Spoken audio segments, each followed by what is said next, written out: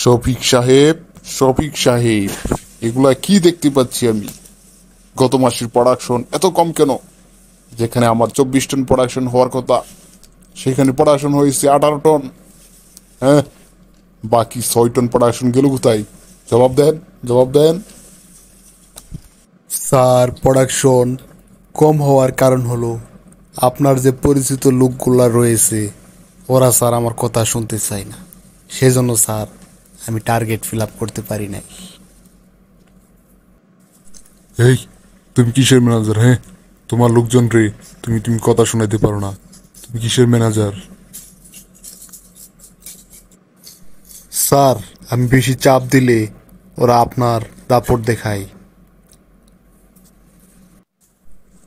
শালার সমস্যায় আছি, নিজের লোক কিছু কইতেও পারি না, তো সইতেও পারি না।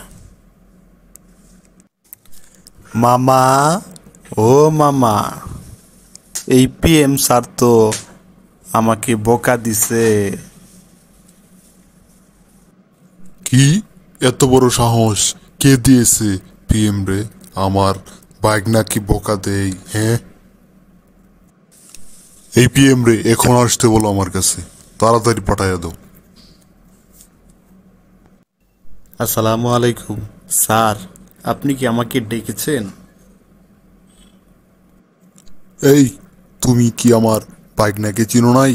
হ্যাঁ, আমার বাইক নাম যে রুবেল, তুমি জানো নাই? তাকে চিনো নাই? তুমি ওকে ধমক দেও কেন? হ্যাঁ, স্যার, আপনার বাইক না রুবেল, ও তো ঠিক মতো কাজ কাম করতে চাই না, সেই জন্য ওকে হালকা কিছু আমি ধমক দিয়েছি। শোনো শোনো, ম্যানেজার হইছো কিন্তু এখনো তুমি কাঁচা রয়ে গেছো। কিভাবে কাজ আদায় করতে হয় সেটা তুমি এখনো জানো নাই। শোনো বাবা রুবেল, আমি তোমাকে হালকা কথাবার্তা বলছি, তাতেই তুমি রাগারাগি করে ফেললা, আমার নামে জিএম স্যারের কাছে তুমি বিচার দিয়ে দিলা। শুনেন স্যার, আমি যে জিএম স্যারের বাইক না, এটা কি আপনি জানেন না?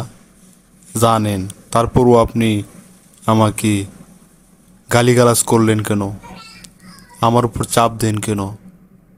সবসময় মনে রাখবেন আমি জিএম স্যারের বাইক না।